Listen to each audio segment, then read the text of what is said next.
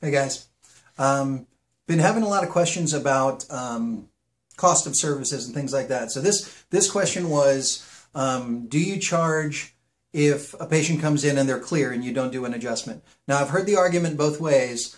Some will say you don't charge if you don't do an adjustment. Others will say yes, you charge full price because they're paying for your time. And then some others fall in the middle where they say, okay, I'll charge for my analysis, but since I didn't do an adjustment, I won't do one. Here's my take on it, and there will be people who will argue the opposite, but I don't charge if the patient is clear. And here's why I say that.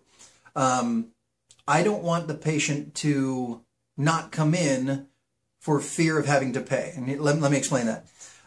If I've got a patient who's on a care plan, say they're coming in once a week and they have a flare-up and they say, you know what, I want to go in, but I'm afraid if I go in and there's nothing wrong with my spine, I'm still going to have to pay for 2 visits this week when I had budgeted only for 1.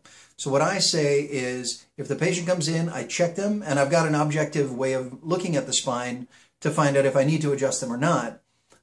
If there's no criteria for me to adjust them, I don't adjust and I don't charge. I give it to them as a reward. Your body's working right. You're subluxation free. No charge. Congratulations.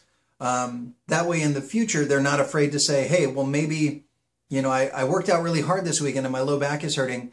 Maybe I should go in and just get checked. And that's happened where patients have come in and I've checked them out and I say, no, you just overdid it with the muscles. So we don't need to do an adjustment. So no charge today. Have a nice day.